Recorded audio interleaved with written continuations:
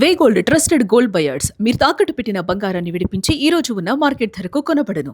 దేశంలో రాజ్యసభ ఎన్నికల నగారా మోగనుంది. 24న రాజ్యసభ స్థానాల భర్తీకి ఈసీ నోటిఫికేషన్ విడుదల చేస్తుంది. ఇక ఏపీ, కర్ణాటక, గుజరాత్ రాష్ట్రాల్లో 4 స్థానాలకు ఎన్నికలు జరగబోతున్నాయి. రాజస్థాన్, మధ్యప్రదేశ్ రాష్ట్రాల్లో 3 స్థానాలకు నోటిఫికేషన్ విడుదల కానుంది. జార్ఖండ్ లో 2 స్థానాలకు ఎన్నికలు జరగబోతున్నాయి. నామినేషన్ల దాఖలకు జూన్ 8 వరకు గడువు ఉంది. ఇక జూన్ 9న నామినేషన్ల పరిశీలన, నామినేషన్ల ఉపసంహరణకు జూన్ 11 వరకు ఛాన్స్ రానుంది.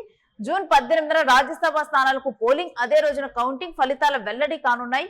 జూన్ 20 నాటికి ఎన్నికల ప్రక్రియ మొత్తం కూడా ముగియనుంది. దీనికి సంబంధించినటువంటి డీటెయిల్స్ మా ప్రతినిధి మా కొలీగ్ సిరాజ్ అడిగి తెలుసుకుందాం. ఎస్ సిరాజ్, జూన్ 20తోనైతే ఎన్నికల ప్రక్రియ ముగియబోతున్నట్టు తెలుస్తోంది. ఇక పూర్తిగా కూడా ఇక రాజ్యసభ ఎన్నికల హడావిడి మొదలవబోతోంది. పూర్తి డీటెయిల్స్ ఏంటి? ఖచ్చితంగా మీరన్నట్లుగా దేశవ్యాప్తంగా 24 రాజ్యసభ స్థానాలకు సంబంధించి భారత ఎన్నికల సంఘం నోటిఫికేషన్ విడుదల చేయడం జరిగింది. ఈ 24 స్థానాల్లో ఆంధ్రప్రదేశ్ నుంచి 4 స్థానాలు, కర్ణాటక నుంచి 4, గుజరాత్ నుంచి 4 స్థానాలు ఉన్నాయి. దీంతో పాటుగా రాజస్థాన్ నుంచి 3, మధ్యప్రదేశ్ నుంచి 3, జార్ఖండ్ లో 2 స్థానాలు ఖాళీ అయినటువంటి నేపథ్యంలో పెద్దల సభకు సంబంధించి మొత్తం 24 స్థానాలకు సంబంధించిన ఎన్నికలు జరగబోతున్నాయి. దీనికి సంబంధించి జూన్ 8వ తేదీన, అంటే ఇంకా కేవలం ఒక వారం రోజులు మాత్రమే ఉంది. ఈ వారం రోజుల తర్వాత జూన్ 8న నామినేషన్లను దాఖలు చేయనున్నారు.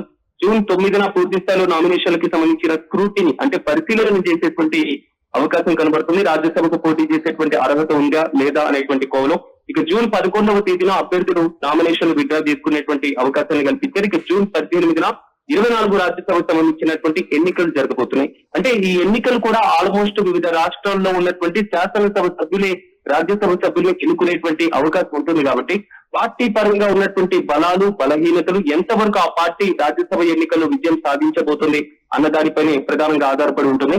దీంతో పాటుగా అంటే వారు రాజ్యసభ స్థానాన్ని కైవసం చేసుకోగలుగుతారు అన్నటువంటి పార్టీలు మాత్రమే పోటీకి నిలిపేటువంటి అవకాశాలే ఉంటాయి. కాబట్టి మెజార్టీ స్థానాలన్నీ కూడా ఏకగ్రీవంగానే ఎన్నికయ్యేటువంటి పరిస్థితులు కనబడుతున్నాయి. కొన్ని స్థానాల్లో మాత్రమే ఎన్నికలు ఉండేటువంటి అవకాశం ఉంది. అయితే ఎన్ని స్థానాల్లో ఎన్నికలు జరగబోతున్నాయి, ఎన్ని స్థానాలు ఉప ఎన్నికలు జరగబోతున్నాయి అనేది మాత్రం మనకి ఈ నెల 8వ తేదీన క్లారిటీ వచ్చేటువంటి అవకాశం ఉంటుంది. రాజ్యసభ స్థానానికి సంబంధించిన నామినేషన్లు దాఖలైన తర్వాత మొత్తం మీద ఈ ప్రాసెస్ మొత్తం జూన్ 20వ తేదీన ఎన్నికలు పూర్తి కాబోతున్నాయి. అంటే సాధారణంగా మనకి ఉన్నటువంటి 2 సభల్లో, లోక్సభలో, రాజ్యసభ ఎన్నికలకు మాత్రం పరోక్షంగా ఎన్నికవుతారు, ప్రజల నుంచి పరోక్షంగా ఎన్నికవుతారు, ఎమ్మెల్యేలు ప్రత్యక్షంగా ఎన్నుకుంటారు. కాబట్టి అయితే ఏపీ విషయానికి వస్తే ఏపీలో మొత్తం ఒక 4 స్థానాల్లో రాజ్యసభకు సంబంధించినటువంటి ఖాళీలు జరగబోతున్నాయి.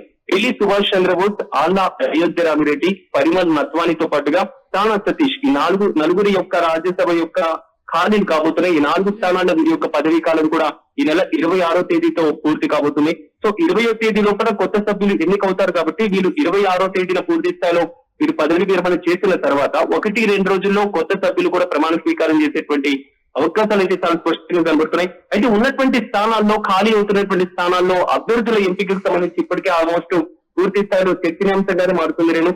ఏపీకి వచ్చేసరికి ఏపీలో రాజ్యసభకు సంబంధించి 2 స్థానాల్లో తెలుగుదేశం పార్టీ పోటీ చేయబోతున్నట్లుగా, ఒక స్థానం బీజేపీకి ఇవ్వబోతున్నట్లుగా, ఒక స్థానం జనసేన పార్టీకి ఇవ్వబోతున్నట్లుగా ముందుగా ఊహాగానాలు వ్యక్తమైనా, కానీ 3 స్థానాల్లో తెలుగుదేశం పార్టీనే కైవసం చేసుకోబోతుంది. ఓకే, ఒక్క స్థానం మాత్రం జనసేన పార్టీకి ఇచ్చేటువంటి అవకాశం ఉంది అనేటువంటి వాదన కూడా బలంగా వినబడుతుంది. అయితే ఈ నేపథ్యంలో ఇప్పటికే చాలా మంది ఆశావాహులు కూడా పార్టీ అధిష్టానాల చుట్టూ కూడా తిరుగుతున్నటువంటి పరిస్థితి. ఒకనొక సందర్భంలో అన్నామలైకి ఏపీ నుంచి బీజేపీ కోటాలో రాజ్యసభకు పంపించబోతున్నారు అనేటువంటి వాదన తెర మీదకి వచ్చింది. సో ఏపీసీసీ అధ్యక్షురాలు, ఆంధ్రప్రదేశ్ పిసిసి అధ్యక్షురాలు షర్మిలను కర్ణాటక నుంచి రాజ్యసభకు పంపబోతున్నారు అనేటువంటి వాదన కూడా బలంగా వినబడింది. ఈ ఊహాగానాలు మొత్తానికి కూడా 8వ తేదీన అయితే మాత్రం చెక్ పడేటువంటి అవకాశాలు కనబడుతున్నాయి. ఇక ఏపీ విషయానికి వచ్చేస్తే ఆల్మోస్ట్ తెలుగుదేశం పార్టీలో కూడా ఆశావాహులు భారీగానే పెరిగిపోతున్నారు.